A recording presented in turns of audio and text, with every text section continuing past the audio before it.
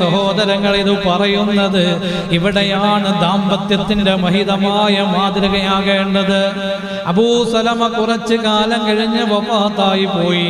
തന്റെ രോഗാവസ്ഥയിലും പ്രിയപ്പെട്ടവൾക്ക് വേണ്ടി പ്രാർത്ഥിച്ചു കേട്ടോ, അല്ലാ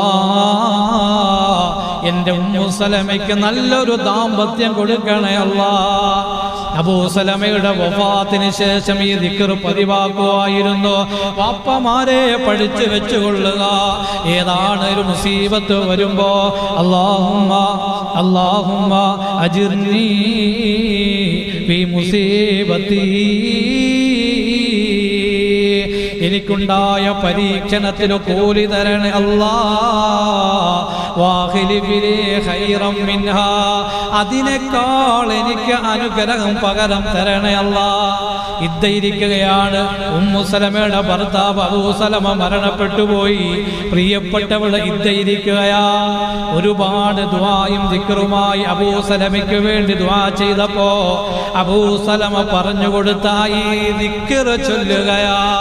ഈ ദിക്ർ ചൊല്ലി ഇദ്ദയുടെ കാലാവധി കഴിഞ്ഞപ്പോ ഖതബനി റസൂലുള്ളാഹ്, എന്നോട് പ്രവാചകരുടെ തിരുമേനി സല്ലല്ലാഹു അലൈഹി വസല്ലമയുടെ വിവാഹ ആലോചന എനിക്ക് വരികയാണ് എന്ന് മഹാനായ ഉമ്മു സലമ റിപ്പോർട്ട് ചെയ്യുന്ന ഹദീസിൽ കാണാം. റസൂലുള്ളാഹിന്റെ ഭാര്യയായ ഉമ്മു സലമ അബൂ സലമയുടെ വഫാത്തിന് ശേഷം റസൂലുള്ള വിവാഹം കഴിച്ച ഭാഗ്യം കിട്ടിയ പ്രിയപ്പെട്ട മഹദിയ ഉമ്മു സലമ 380 ചില്ലുവാനോ